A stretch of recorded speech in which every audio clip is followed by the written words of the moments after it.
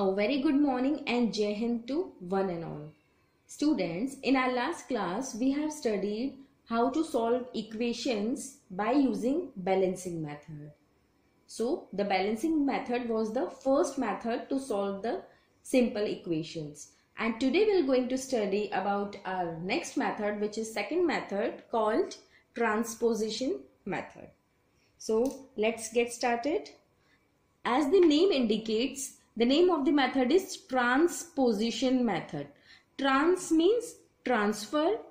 Transfer, what does it mean? Transfer means we have to transfer some numbers from one side of the equation to another side of the equation.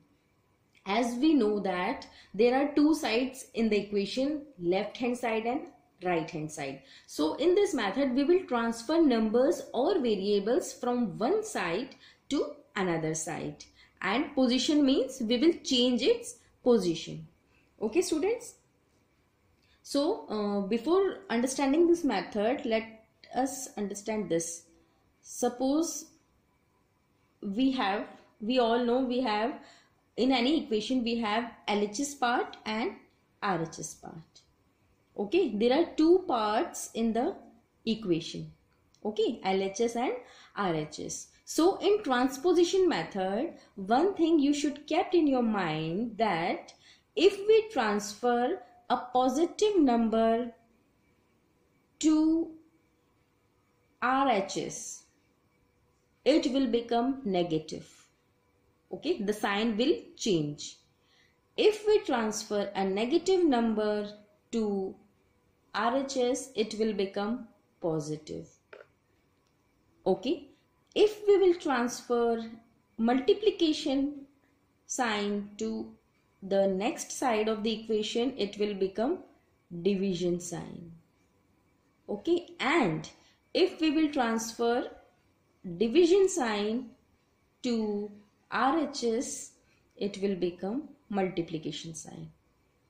The sign is changing from positive, it is becoming negative, negative to positive, multiplication to division, and division to multiplication. Is it clear? The same rule applies if we want to transfer the values or numbers from right hand side of the equation to the left hand side of the equation. Okay, let's solve the questions. Let us take a simple example. 3p minus 10 is equal to 5. Okay, we have to solve this equation by transposition method. Okay, now no need to add 10 both sides and then divide by 3 both sides. It is very lengthy method. In complex equations, it is very difficult to solve the equations by writing again and again and then solving. Okay, the balancing method is useful for simple equations, very simple equations. Okay, now the transposition method is very important. It is very useful in your higher classes also. So just understand it carefully. Let us take an example. 3p minus 10 is equal to 5. We have this equation. We have to solve this equation by transposition method. So what we will do in this type of method, firstly we'll observe what is the number which is excluded of variable. See, here 3p is there, here minus 10 is there. So 10 is free from any variable. Okay, 10 is a constant number here. Okay, so what we will do, we will shift this negative 10 to RHS. Okay, what we will do, see students, basically we want to separate the variable.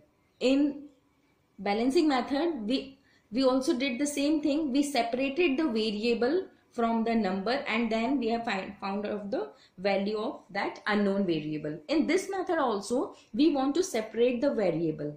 To separate the variable, let us take this minus 10 to right hand side. Okay, so by transposing method, what we will do, we will keep 3p as it is. There is no change in 3p. What we will do, we will shift this minus 10 to this side. So 5 will remain as it is. Now here it was -10. So after transposing, it will become +10. Why? I already told you the rule for transferring a number from one side to another side. Okay, here that number 10 is in negative sign, so if negative sign is there and if you want to shift it in RHS, it will become positive sign. Okay, so here -10 will become positive here. Okay, so 3p as it is. 5 plus 10 is 15. Okay, now our variable p is again the coefficient of p here is 3. ठीक है, अभी p हमारा main M ये है कि p अकेला हो जाए. ठीक है, तभी हमारी p की वैल्यू हमें मिलेगी. ठीक है, तो उसके लिए हम क्या करेंगे स्टूडेंट्स, अभी यहाँ पर p के साथ 3b है, ये 3b यहाँ से जाना चाहिए. तो बताइए मुझे ये p और ये 3 इनके बीच में कौन सा साइन माना जाएगा? मल्टीप्लीकेशन का साइन. मैंने पहले भी बताया था कि एक कांस्टेंट और एक वेरिएबल अगर साथ में रहते हैं तो वो मल्टीप्लीकेशन का साइन माना जाता है, अगर उनके बीच में कोई भी साइन नहीं है तो. ठीक है, अब मल्टीप्लीकेशन का साइन है. अब हम ट्रांसपोजिशन वाली मेथड के अकॉर्डिंग अगर किसी भी मल्टीप्लीकेशन के साइन को राइट हैंड साइड में ट्रांसफर करते हैं तो वो डिवाइड हो जाता है. ठीक है, तो अब p यहाँ पे अकेला रह जाएगा 15 एज इट इज, और ये 3 मल्टीप्लाई में था तो ये 3 हो जाएगा डिवाइड में. ठीक है, 3 1 जार थी, इसे कैंसिल कर लेते हैं. 5 jar 15. So p is equal to 5. The answer of p is 5. एक बार और समझ लेते हैं. ये मेथड स्टूडेंट्स बहुत इजी है, बहुत इजीली हो जाएगा इससे क्वेश्चन सॉल्व.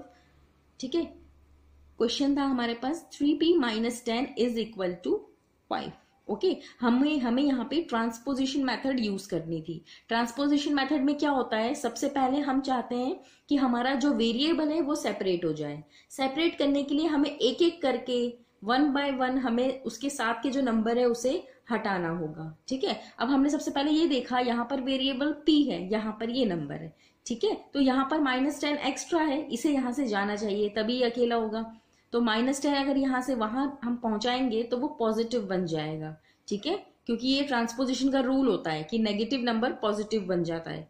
तो -10 उस तरफ ले गए RHS में तो ये पॉजिटिव बन गया. सो 5 + 10 इज 15. फिर हमने देखा p अभी भी अकेला नहीं हुआ है, यहाँ पर 3 और एक्स्ट्रा है, तो ये 3 भी यहाँ से जाना चाहिए. अब देखिए यहाँ पे इनके बीच में मल्टीप्लीकेशन का साइन था तो इक्वल टू के उधर ले जाएंगे तो ये डिवाइड हो जाएगा.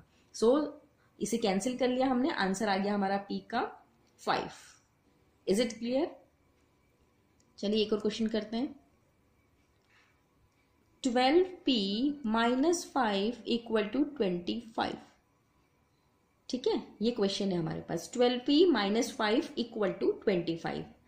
हमें यहाँ पर अगेन ट्रांसपोजिशन मेथड यूज करनी है. ठीक है, तो अब हम क्या करेंगे, अब देखिए बताइए. अगेन वेरिएबल यहाँ पर है 12p. So what we will do, we will shift this -5 to right hand side of the equation and by shifting it will become positive. Okay, so 12p as it is, 25 as it is, -5 after transferring it will become +5.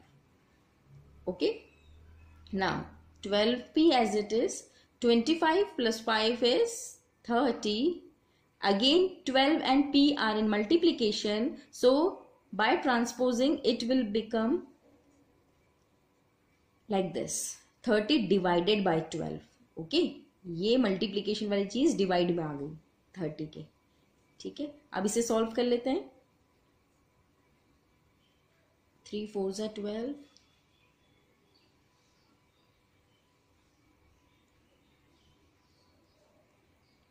So the answer is 5/2. Okay, is it clear? समझ में आया students कैसे करा, transposition method कैसे कर रहे हैं? चलिए, ये दोनों क्वेश्चन तो एक जैसे थे क्योंकि यहाँ पे भी नेगेटिव था, यहाँ पर भी नेगेटिव था, और फिर हमने बस 2 ही चीज करी, एक बार पॉजिटिव कर दिया, एक बार डिवाइड में कर दिया. चलिए अब थोड़े और एग्जाम्पल्स ले लेते हैं. फॉर एग्जाम्पल ऐसा क्वेश्चन है 4m + 3 = 18. ठीक है, अब इस टाइप के क्वेश्चन में क्या करेंगे स्टूडेंट्स, सबसे पहले आप पहचानो वेरिएबल कहाँ है. Variable is here. m is the variable. पर स्टूडेंट्स अब हम आपको यहाँ पे ये बात ध्यान में रखनी होगी कि m के साथ 3 भी है और ब्रैकेट लगा हुआ है यहाँ पर और बाहर 4 है। जब भी ऐसी कंडीशन आए स्टूडेंट्स, इसका मतलब ये होता है कि ये जो 4 है ये मल्टीप्लीकेशन में है इस m+3 के।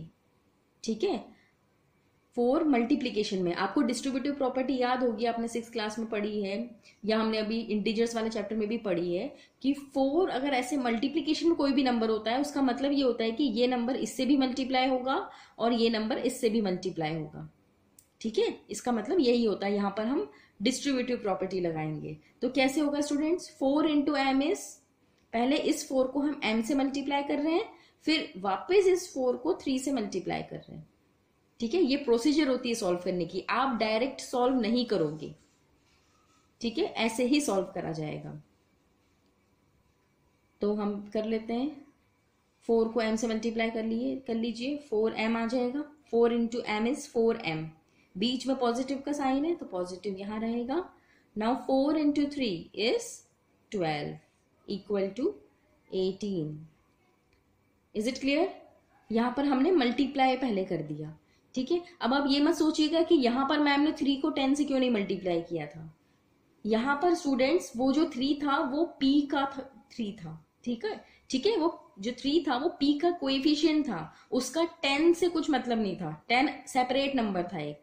बट इन दिस क्वेश्चन ये जो 4 है ये m के भी मल्टीप्लीकेशन में है और 3 के भी मल्टीप्लीकेशन में है, क्योंकि यहाँ पर ब्रैकेट्स लगे हुए हैं। ठीक है, अब सॉल्व कर लेते हैं, इसलिए हमने यहाँ मल्टीप्लाई कर दिया डिस्ट्रीब्यूटिव प्रॉपर्टी लगा के। ठीक है, अब ये इसी टाइप का क्वेश्चन बन गया है। यहाँ पर +12 है, इसको इक्वल टू उधर शिफ्ट करेंगे तो क्या बन जाएगा, प्लस वाली चीज क्या बन जाती है, माइनस। तो 4m एज इट इज रहेगा। 18 माइनस 12, 18 माइनस 12 इज 6। अब यहाँ पर 4 मल्टीप्लीकेशन में, इक्वल टू उधर जाएगा तो डिवाइड में हो जाएगा। ठीक है, अब कैंसिल कर लेते हैं, कुछ कैंसिल हो रहा है। 2 2s are 4, 2 3s are 6, 3/2 is the answer. Okay students, आए समझ में? एक बार और देख लीजिए, यहाँ पर 4 मल्टीप्लीकेशन में था दोनों नंबर के, तो हमने पहले डिस्ट्रीब्यूटिव प्रॉपर्टी लगा के पहले इन्हें मल्टीप्लाई कर लिया और सेपरेट कर लिया। ठीक है, सेपरेट करने के बाद फिर वही ट्रांसपोजिशन मेथड लगा दी। पहले 12 को उधर ले गए, पहले ये पॉजिटिव था तो ट्रांसपोजिशन के बाद वो नेगेटिव बन गया, माइनस कर दिया हमने इसे, और फिर ये मल्टीप्लीकेशन में था वो डिवाइड में हो गया। ओके, नाउ 4th क्वेश्चन, इसी की टाइप का क्वेश्चन ले लेते हैं। -2x + 3 is equal to 5। अब अगर यहाँ पे नेगेटिव होता, देखिए ये और ये क्वेश्चन भी समवॉट सिमिलर है, क्योंकि यहाँ पे 2 जो है वो कोएफिशिएंट है इस पूरे नंबर का। दैट मीन्स अगेन हमें यहाँ पर डिस्ट्रीब्यूटिव प्रॉपर्टी लगानी होगी। ठीक है, तभी ये दोनों नंबर सेपरेट होंगे। तो what we will do, distributive property लगाने का मतलब क्या होता है, इस -2 को पहले x से मल्टीप्लाई करेंगे, फिर अगेन इस -2 को हम 3 से मल्टीप्लाई करेंगे। ओके, जैसा हमने यहां पर किया था। So -2 multiplied by x is -2x। Okay, and -2 multiply by 3 is minus plus is minus and 2 3s are 6। Okay, equal to 5। Here both of the numbers are negative, क्योंकि यहाँ पे बाहर नेगेटिव साइन था तो दोनों को उसने नेगेटिव कर दिया अंदर के नंबर्स को। ठीक है, अब क्या करेंगे, -6 को उधर शिफ्ट करेंगे। -6 है इसलिए ट्रांसपोजिशन के बाद ये बन जाएगा +6, -2x as it is, 5 + 6 is 11। -2 यहाँ पर x के मल्टीप्लीकेशन में है तो ट्रांसपोजिशन के बाद ये डिवीजन में चला जाएगा। ठीक है, अब ये आपको लग रहा होगा ये आंसर आया है, बट ये आंसर तो करेक्ट है बेटा, बट ये स्टैंडर्ड फॉर्म में नहीं है। स्टैंडर्ड फॉर्म में क्यों नहीं है, क्योंकि यहाँ पर डिनोमिनेटर में नेगेटिव साइन आ रहा है। डिनोमिनेटर में कभी भी नेगेटिव साइन नहीं आता, आपको उस नेगेटिव साइन को ऊपर लिखना होगा। तो हम यहाँ लिखेंगे -11/2। ठीक है, नेगेटिव साइन फ्रैक्शन में चाहे नीचे लिख लो चाहे ऊपर लिख लो, उसका मीनिंग एक ही होता है। ठीक है, तो हमने इसको शिफ्ट कर दिया ऊपर, तो ये बन गया -11/2। Okay, now question number 5। अब देखिए, अब 5th में अलग टाइप का एग्जांपल ले लेती हूँ। y by 4 minus 7 equal to 3। देखिए इस टाइप का क्वेश्चन भी आ सकता है, y by 4 minus 7 equal to 3. So what we will do in this type of equation, सबसे पहले हमने ये देख लिया कि ये इस सेपरेट है, ठीक है, ये वेरिएबल है, इसे हमें अलग करना है, इसे पहले हमें अलग करना है, ठीक है। तो -7 यहाँ पे एक्स्ट्रा है, तो ट्रांसपोजिशन से हम इस -7 को राइट हैंड साइड में शिफ्ट करेंगे। तो ये नंबर तो पहले एज इट इज रहेगा, इसमें कुछ चेंज नहीं, 3 एज इट इज। ये -7 उधर गया, क्या बन गया, +7, ठीक है।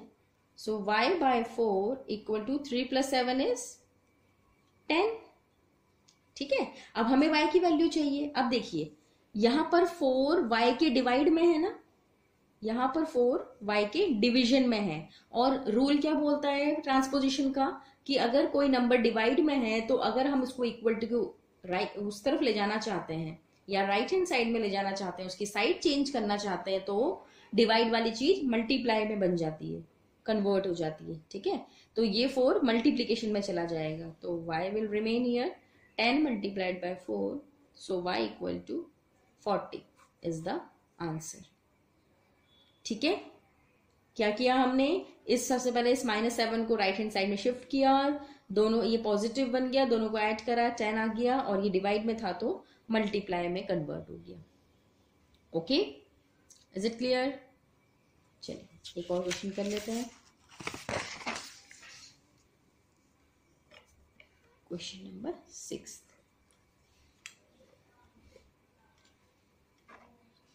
ठीक है। 6th question, 3x + 11 equal to 32। बहुत इजी क्वेश्चन है। 3x + 11 इक्वल टू 32 कैसे सॉल्व करेंगे? सबसे पहले वेरिएबल पहचान लो, कहाँ पर है, यहाँ पर है, ठीक है। हमें मतलब 11 को उस तरफ ले जाना है इक्वल टू के, तो ये +11 है तो इक्वल टू के उधर जाएगा तो बन जाएगा -11। Okay, so 3x equal to 21 हो जाएगा दोनों को माइनस करके। अब क्या करेंगे, देखिए x के साथ 3 मल्टीप्लीकेशन में है तो इक्वल टू के उधर जाएगा तो क्या बन जाएगा, डिवाइड में, कैंसिल कर लो, 3 7 21, x equal to 7। Okay, is it clear? समझ में आया? ये इजी क्वेश्चन था। चलिए अब एक और क्वेश्चन करते हैं। 7m + 19/2 equal to 13। अब सपोज करो इस टाइप का क्वेश्चन आ गया, 7m + 19/2 इक्वल टू 13। अब इसमें हम क्या करेंगे स्टूडेंट्स, देखिए अब यहाँ पर हमें वेरिएबल क्या है, यहाँ पे इस इक्वेशन में m is the variable, that means we have to find out the value of m। So what we will do, we will transpose this number, the number is 19/2 to the right hand side and it will get converted into negative sign. Why? Because here it is positive sign. So 7m is equal to 13 as it is. This positive 19/2 will become negative 19/2. Okay, ये पूरा number उठ के यहाँ आएगा। ऐसा नहीं है कि 2 डिवाइड में था तो 13 के मल्टीप्लाई में चला जाएगा, ऐसा नहीं होगा स्टूडेंट्स। ऐसा तब होता जब हम यहाँ पर एलसीएम ले लेते, ठीक है। हम इस पूरे नंबर को उठा के उस तरफ ले गए इन राइट हैंड साइड, ठीक है। अब हम क्या करेंगे, देखिए एक होल नंबर है, एक फ्रैक्शन है, कैसे प्लस माइनस कैसे करते हैं हमने सीखा है, बाय टेकिंग एलसीएम, ठीक है। तो यहां पर हमें एलसीएम 1 और 2 का एलसीएम होता है 2, ठीक है। तो यहां पर 2 का मल्टीप्लाई करना पड़ेगा, ऊपर भी नीचे भी, और ये तो ऑलरेडी 2 है तो इसमें कुछ भी नहीं करेंगे। 13 2 = 26 -19, 26 -19, सो 7m इक्वल टू 26 में से 19 को माइनस करिए, आएगा 7/2, ठीक है। ये आ गया मल्टीप्लाई माइनस करके। अब हमें चाहिए m की वैल्यू, तो m यहाँ m के साथ यहाँ पर 7 है, मल्टीप्लाई में है स्टूडेंट्स, तो ये क्या बन जाएगा, इक्वल टू को इधर जाके डिवाइड में, डिवाइड में मतलब यहाँ पे डिवाइड में यहाँ पे 2 ऑलरेडी था, एक 2 तो पहले से था, एक 7 यहाँ कब है, यहाँ पर आएगा स्टूडेंट्स, तो ये ऐसा आ जाएगा, ठीक है। ये मत सोचिए यहाँ पर 2 है तो ये 7 यहाँ नहीं आ सकता, आ सकता है, ठीक है। ये यहाँ मल्टीप्लाई में था तो इक्वल टू के उधर जाके डिवाइड में हो गया, So m is equal to 7 by 2 sevens are 40. So the answer of m is 7 by 14. Is it clear? एक बार और समझिए स्टूडेंट्स, ये थोड़ा इंपॉर्टेंट क्वेश्चन है. 7m plus 19 by 2 equal to 13 था क्वेश्चन हमारे पास. हमें यहाँ पर m की वैल्यू फाइंड आउट करनी थी बाय यूजिंग ट्रांसपोजिशन मेथड. ठीक है, तो हमने सबसे पहले हम क्या करते हैं, वेरिएबल को सेपरेट करते हैं. यहाँ पर हमने पहचान लिया वेरिएबल यहाँ पर था, 19 by 2 is extra. So what we have done, we have transposed this number to right hand side. पहले यहाँ पर पॉजिटिव साइन था तो यहाँ पर नेगेटिव साइन आ गया. ठीक है, ये हम एज इट इज लेके चल रहे हैं. फिर हमें पता है कि एक होल नंबर और एक फ्रैक्शन नंबर को अगर माइनस करना हो तो हमें एलसीएम लेना होता है. तो 1 और 2 का एलसीएम आता है 2. फिर हमें इसको 2 बनाना है इसके डिनोमिनेटर को, तो हमने 2 से मल्टीप्लाई कर दिया ऊपर नीचे. ठीक है, तो ये आ गया 13 2 26 माइनस 19. ये सबको आता है एलसीएम लेना. ठीक है, सो 26 में से 19 माइनस करेंगे 7 आएगा अपॉन 2 इक्वल टू 7 है. ठीक है, अब हमें यहाँ पे m की वैल्यू चाहिए थी. m के साथ जो 7 था वो मल्टीप्लीकेशन में था. ठीक है, तो मल्टीप्लीकेशन में हमको रूल पता है कि अगर हमें ट्रांसपोज करना हो तो मल्टीप्लीकेशन वाला साइन डिवीजन बन जाता है, डिवाइड में आ जाता है. तो ये जो मल्टीप्लाई वाला ऊपर था ये नीचे चले जाएगा इक्वल टू इधर जाके, और यहाँ पर 2 ऑलरेडी था तो ये दोनों मल्टीप्लाई हो जाएंगे. 7 2 14 इज द आंसर. ओके, चलिए एक लास्ट क्वेश्चन और कर लेते हैं. 34 minus 5 p minus 1 equal to 4. अब इस टाइप का क्वेश्चन है. ठीक है, अब इस टाइप के क्वेश्चन में क्या करेंगे स्टूडेंट्स, देखिए वेरिएबल यहाँ पर p है, वो यहाँ पर है. ठीक है, तो सबसे पहले हम क्या करेंगे, देखिए यहाँ पे 34 एक्स्ट्रा है तो 34 को उस तरफ ले जाते हैं. तो ये देखिए यहाँ पर कोई भी साइन नहीं है तो ये पॉजिटिव साइन माना जाएगा. दैट मीन्स ये जो 34 है ये पॉजिटिव 34 है. ठीक है, तो इस 34 को हम शिफ्ट कर लेते हैं राइट हैंड साइड में. तो जब राइट हैंड साइड में शिफ्ट करेंगे तो ये नेगेटिव 34 बन जाएगा. ठीक है, और ये नंबर एज इट इज यहाँ पर हम लिख लेंगे 4 पहले से, ये 34 इधर गया माइनस 34. ठीक है, ओके स्टूडेंट्स, ये माइनस को लिखना आपको नहीं भूलना है. ठीक है, ऐसा नहीं है कि 34 यहां से चला गया तो ये माइनस साइन भी लेके चला गया. ये जो माइनस साइन है ये इस नंबर का माइनस साइन है, ये इसको नहीं ले जा सकता. कोई भी नंबर शिफ्ट होता है तो वो अपने पहले वाले का साइन, पहले उसके पहले जो नंबर होता है उसके पहले जो साइन होता है सिर्फ उसी को अपने साथ ट्रांसफर करता है, आगे वाले नंबर को नहीं लेता, पीछे वाले नंबर को लेता है. तो 34 के पीछे यहाँ पे पॉजिटिव साइन था तो वो नेगेटिव बना है. इसके आगे नेगेटिव था उसमें कोई चेंज नहीं होगा, वो चीज एज इट इज होगी -5 p माइनस 1. ओके, अब हम यहाँ मल्टीप्लाई कर लेते हैं. अभी सिखाया मैंने distributive property. 5 into p is -5p and -5 into -1 is +5. Okay, -5 into -1, minus minus is plus. ये मल्टीप्लाई कर रहे हैं स्टूडेंट्स, ऐसा मत सोचिएगा कि ये प्लस कैसे आ गया, या आप और क्लियरली लिख लो इसे. -5 को हमने p से मल्टीप्लाई करा है पहले, फिर -5 इंटू -1, ऐसा हुआ है स्टूडेंट्स ये. And 4 minus 34 is -30. बड़ा नंबर 34 है, उसके पहले नेगेटिव साइन है इसलिए -30. ठीक है, अब कैसे करेंगे, -5 into p is -5p and minus minus plus 5 into 1 is 5 equal to -30. ठीक है, अब क्या करेंगे, अगेन ये 5 को राइट हैंड साइड में शिफ्ट करेंगे तो +5 है तो बन जाएगा -5, minus minus is plus, -30 minus 5 is -35. अब p यहाँ पे मल्टीप्लीकेशन में है. ठीक है, ये ऐसा नंबर है, ये मत सोचिए कि ये माइनस में है, माइनस तो उसका साइन है. जो माइनस है 5 के पहले जो माइनस लगा है वो इन दोनों के बीच का साइन नहीं है स्टूडेंट्स. ये 5 का ये इंटीजर है, -5 इज द इंटीजर जो p के मल्टीप्लीकेशन में है, और मल्टीप्लीकेशन में है तो इक्वल टू किधर जाएगा, तो डिवाइड में हो जाएगा ऐसे. ठीक है, ये मत सोचिए ये माइनस है तो वहां जाके प्लस हो जाएगा, नहीं, वेरिएबल के साथ तो ये मल्टीप्लीकेशन में ही है, बस ये नंबर नेगेटिव है. ठीक है, minus minus cancel, 5 7 35, so the value of p is equal to 7. आ गया हमारा आंसर, p की वैल्यू 7.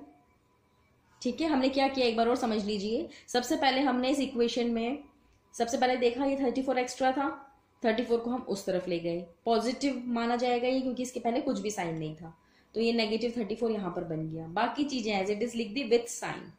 फिर हमने डिस्ट्रीब्यूटिव प्रॉपर्टी यूज करी, इसे मल्टीप्लाई किया, -5 इंटू पे, ये -5p बन गया, और -5 इंटू -1 इज +5।